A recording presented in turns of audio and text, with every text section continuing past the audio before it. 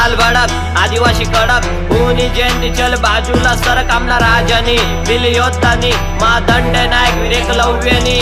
लाल भडक आदिवासी कडक कोणी जयंती चल बाजूला सरक आमना राजानी वीर योद्धानी मा दंड नायक वीर एकलव्यानी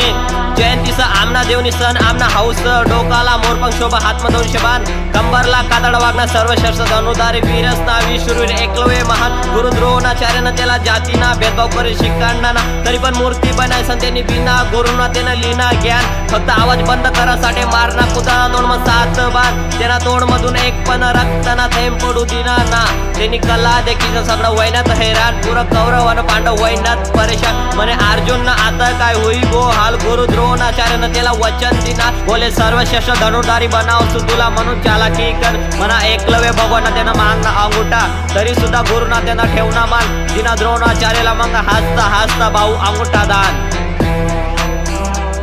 आता जयंती ना देखा सोडा गादा वीर एकलव्य ना देखा गाना वाजना लाल भडक आदिवासी कडक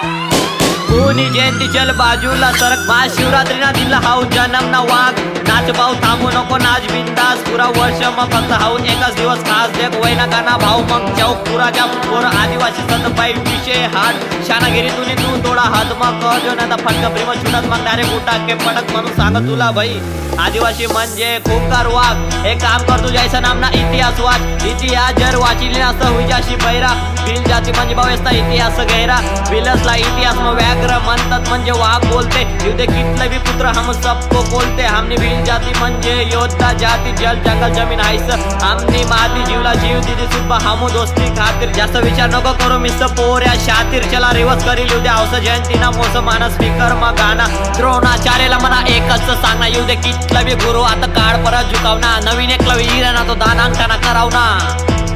लाल भडक आदिवासी कडक कोणी जयंती चल बाजूला सरक आमना राजानी वीर योद्धानी मा दंड नायक वीर एकलव्यानी लाल भडक आदिवासी कडक कोणी जयंती चल बाजूला सरक आमना राजानी वीर योद्धानी मा दंड नायक वीर एकलव्यानी